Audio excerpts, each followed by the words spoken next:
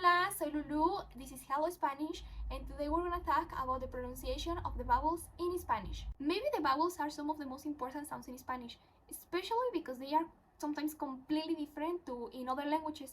Even though they are the same 5 vowels, for example in English and in Spanish they are the same 5, in English you have up to 20 different sounds, like long, short vowels, different ones, but in Spanish we only have those 5.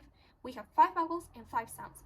That is why it is really important to remember them. They can also be some of the most difficult letters to pronounce in Spanish because sometimes they are like the opposite that in English.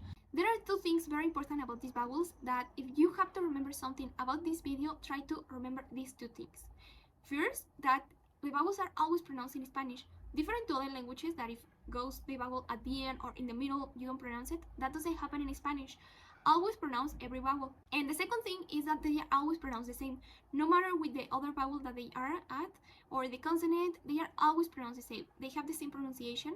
So that is why it's very important to remember and to learn the pronunciation of each vowel.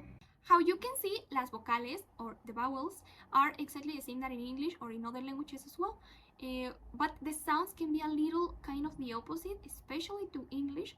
So pay attention and try to repeat after me. Here we have A, E, I, O, U. I think the 3 first ones are the most difficult for English speakers because they are kind of the opposite. The first one is A, E, and I. And in English it's kind of the opposite, the other way around. So try to remember and to practice this as many times as you need in order for you to remember. To practice each sound, I have here an example of a word with that letter. So let's see. We have amor, estrella, iglesia, ojo, uno.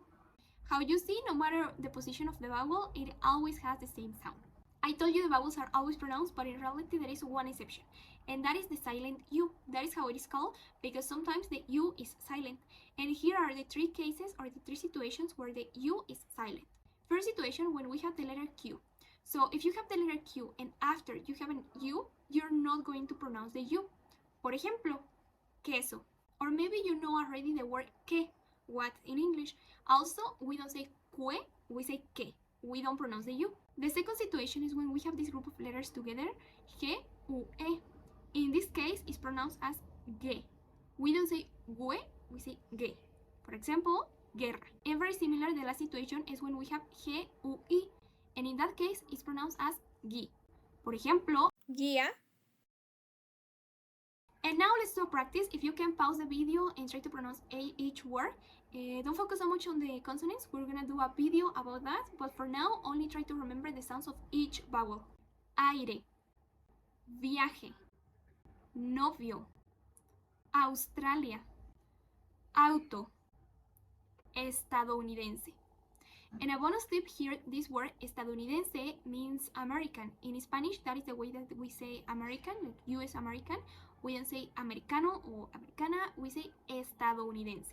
It is a long word, but very important. If you want some type of homework, you can write in the comments what is the most difficult word to pronounce in Spanish.